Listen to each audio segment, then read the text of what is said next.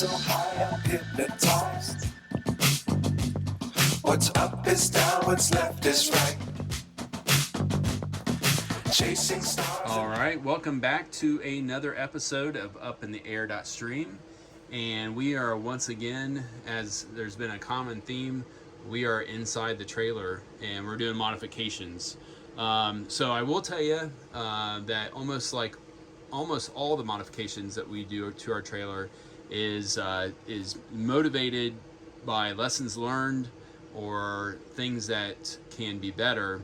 But this one here specifically was maybe like a safety issue you could consider, because our fridge was getting reliably above 40 degrees Fahrenheit.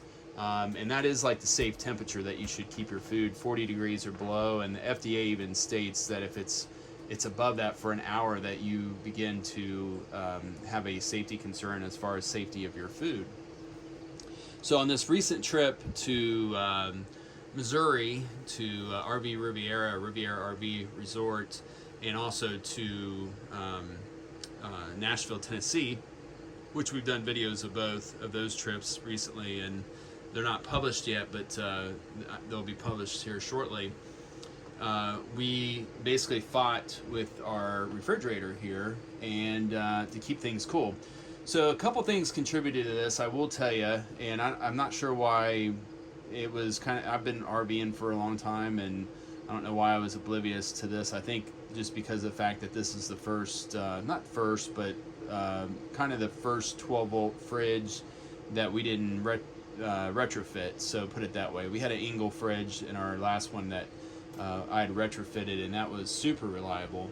But this one, comes standard with 12-volt fridge in the Airstream 2022. I think all of them 2022 and up have 12-volt fridges. And so we've done a couple things since then, because we started looking on the forums, and I put a digital temperature gauge in here instead of the dial one, so I could actually get a more accurate temp. I'm going to turn this off so I don't run the battery down.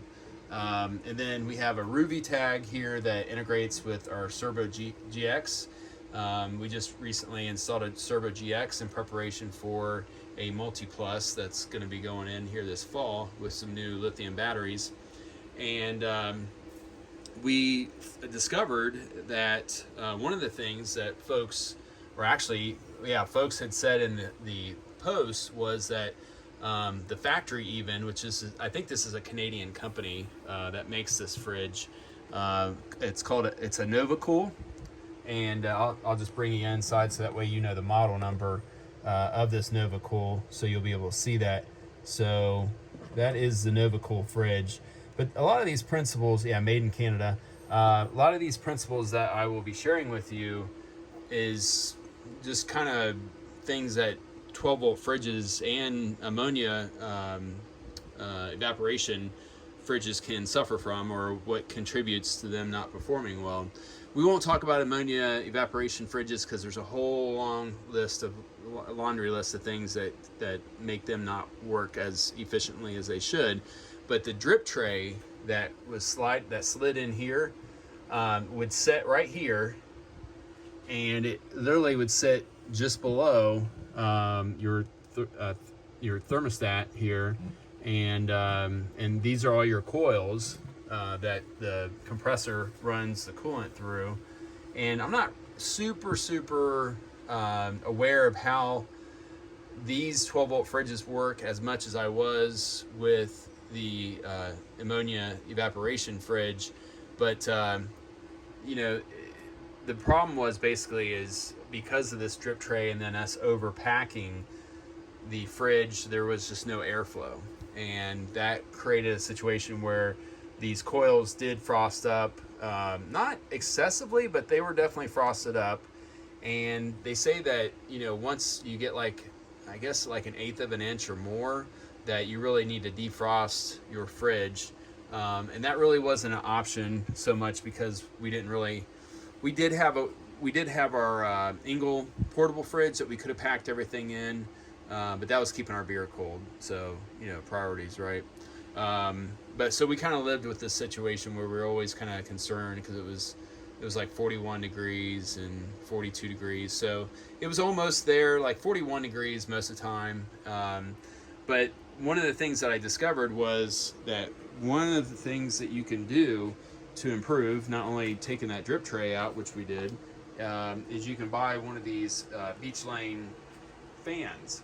And they make a battery powered one, but we're going to be utilizing the one that runs off the 12 volts power of the fridge, and this is going to run off the hot side, and it's going to go in the fridge like this. This will be running off the hot side of the light circuitry. So the reason why it needs to be on the hot side is because obviously you have the light in here that you can see that's on. And if we were just to basically like maybe take this light off and get to the wires at the light, the problem is that we have this, you know, switch where that light goes off when it's shut. Well, the whole problem is that it would be basically be off all the time. The fan would only run when the door was open. So obviously that's not going to work. So we're going to take these, I'm hoping that there's not sealant around this right here. We're going to take this cover off and get behind here, making sure not to break any sealant. Hopefully there's not.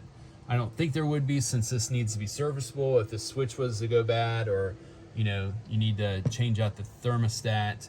You see a wire running up in the corner there. So yeah, I don't think it's gonna be sealed, especially like if the switch was to go bad. So we're gonna discover in this process, we're gonna discover a little bit more of the behind the scenes, behind the panel workings of this refrigerator, and that's going to give us the ability to maybe troubleshoot things if we ever did have problems in the future as well. So I'm going to open this up and then I'll show you what's inside. Alright, so in preparation to work on this fridge and tap into that positive side of the light, we have pulled the 15 amp fuse from our WFCO panel down here, and you can see the red light lit. That means that the fuse is blown or missing. In this case it's missing. And then we did take all the screws out here, and no sealant behind it. Kind of interesting that they use masking tape to put the wires down. I guess if it works, it works. This fridge is not dirty. It is clean for the most part. I mean, there's a little bit of stuff here and there, but it is aggravating because like it has like this discoloration in the corners and the seams, and I think it's either the plastic that they use, or I don't know, the sealant. There's like a place here that they patched it or something. I don't know what this is. Sealant, I guess. Maybe it was, I don't know if it cracked or something there at the factory and they sealed it up. So this trailer was new, so I know the history of it. But yeah, it's just kind of bad because, you know, you can't get it white. So yeah, anyways, so this is gonna be pretty easy. We're gonna get some Wagos out. We got a very small thin, like 22 gauge wire here. You guys are able to see that pretty good on the camera. And there's our switch. We have light in here because of the Makita light. So make sure to have a portable light. And then we've propped this because we don't want to stress those wires there, or the wire that's going for the dial that goes up to the thermostat. So that is the thermostat wire that's leading to, let me see if I can sneak behind here and maybe get to see that a little bit better. As you can see, yep. So that would be our dial, and then that little wire that goes in there would lead up to the thermostat. So if you were, these wires aren't very long. You could, well, no, not really. This wire here, you could get a little bit more, but this wire here, you got no slack. They're nice enough. They give you some slack here. So the switch is like glued in. So good luck on getting that out if you need to replace it. Well, yeah, it's glued in. It's like a silicone or something, so you could probably break it loose, and then there's like a little push tab right there to punch it through after you get your wires unconnected. So yeah, so we're gonna use a three-way Wago, and we're gonna basically you know, go from here to here, and I'll show you once we're done, so it makes sense. So we won't get too busy. There's the voltage, the control voltage coming into your dial switch, your rheostat, or rheostat switch dial. So that goes up to the thermostat. So yeah, just wanted to give you, if you have a Novacool, I'm sure the other ones are built very similar to this. I mean, it's not, there's really not much involved here. So let me get the Wagos, and we'll wire in our fan. This plastic's pretty flimsy, so I'm just gonna, I don't want to make it too nice, you know what I mean, because it'll look like it's out of place. But I'd say like that wire will run down here. We're gonna put the fan, we'll probably punch that wire out about right here. They give you plenty of wire with the fan, so that's good. We may even shorten it up a bit because it's a little excessive. So I might leave it long actually now and just let it dangle down in here, just in case I find it beneficial to put it down low, or you know what I mean, at the very bottom of the fridge, even though these drawers, that's where they go, is in the very bottom. But this would probably be the lowest level I ever put it on, so I really could probably shorten the wire up. But I'll just coil it up and put some zip ties around it just in case I change my mind. All right, like anything, it's never as easy as it should be or could be. So there's no extra, the way they have this switch here, this hole literally gives the clearance as this panel gets mounted on here. This is the width of the panel. This is what gives this switch the clearance. So we're gonna drill another hole to hold our three-way Wagos, and you know, even the other style Wagos are dimensionally about the same.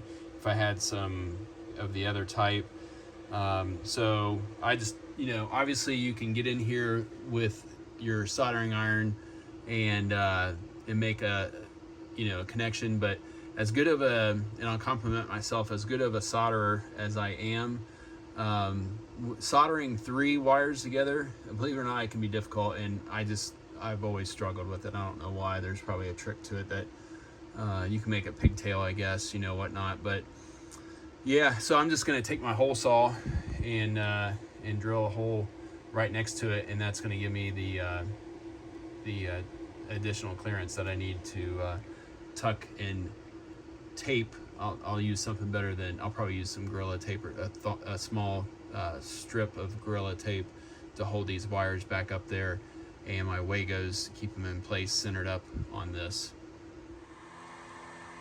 All right, so we have power to our fan. I did end up shortening this cord against what I had earlier said. It was just like way too long. I think I showed you the hole that I used the hole saw for, and I used the X-Acto knife to kind of just come in from the side, then cut directly up and down, and then cut in from the side, because the X-Acto knife, you know, it's only so long, but it had cut through that foam like butter. A little bit of an improvement on technique over the last guy. And then I did use two Wagos. I ended up having to break out the soldering gun after all, for this lead right here, because they gave me no slack at all like they did here.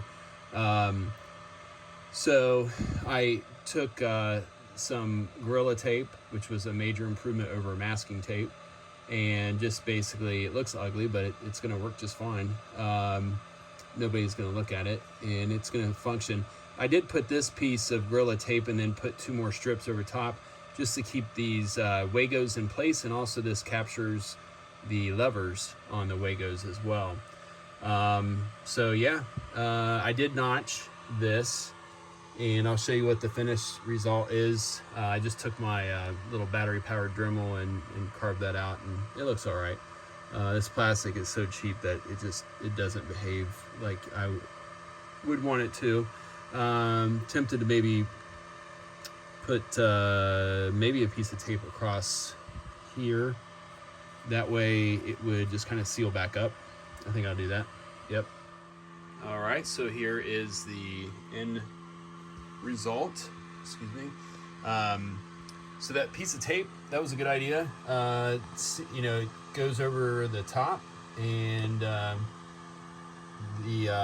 seals this back up again, so moisture won't get up in here and get trapped up in here and maybe corrode these parts prematurely. So that's a good deal, and it's nicely sealed. Comes out, doesn't put any strain on that wire. I was going to put a zip tie down here, but then I thought, well, maybe if I need to move this or something, I don't want to have to mess around with the zip ties, so I just put a loose, fancy little knot and just ran it underneath the rail between the glass, and I'll probably just push that back. That way it doesn't get, the wire don't get beat to death as it bounces down the road. Probably just make it like that. And yeah, so this thing, it has some nice features to it. Kind of think that they've been doing this for a little bit, and they make some nice products. It seems like USA-based company. I'm sure it's made in China, but it does have a switch. So that way, just like now, you know, when we're not using the fridge and we're at home, you can just flip it off, and then when you need, you know, get ready to go, just flip it on. Then it has this quick disconnect, which makes it nice for both wiring it and also if for some reason some food or something falls down in there, which I could see that happening. These aren't terribly expensive, but if something gets down in there, or if the fan just wears out eventually, it is a brushless fan, so that makes it more energy efficient as well. But what I was going to say is you can replace it very easily without having to go through the trouble of wiring it all up. And like I said, they've been in business for a while, so I don't see them going anywhere anytime soon, hopefully not. Yeah, I think this is going to be good. I guess I think I will go ahead and turn the fridge on, actually, because I want to track this, and I want to see how the fridge behaves with this on here. So go ahead and turn it on, and you know, maybe I'll make it a mention of it in the future. I'm gonna turn this on 3. That was all that we normally had to turn it on. It was like 3, like 2.5, and I had it all the way up on 7 because just, you know, and obviously that led to the coils freezing up too, you know, turning it all the way up. So yeah, so anyways, but the damage was already done at that point in time, and it was just overpacking the fridge. So all right, well, I hope that you found this video to be interesting. Definitely this, you know, should do the trick. I guess I should probably wait to release this video, and I think I will. I think I'll just we couldn't get the fridge. Obviously it's not going to be challenged if there's no food in there. You know what, I'll go ahead and publish the video.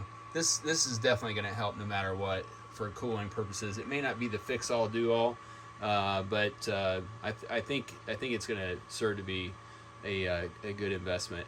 If it doesn't, then I will take the video down, but so that you won't see this video. If you're seeing the video, then that means it worked out just fine. So all right, well, thanks folks for watching. Make sure to hit that subscribe button and hit that notification bell so that you will be informed of the next modification that we do here in the Airstream, and also the trips that we have coming up. And I appreciate everybody watching, and make sure to be safe and get out there and have some fun.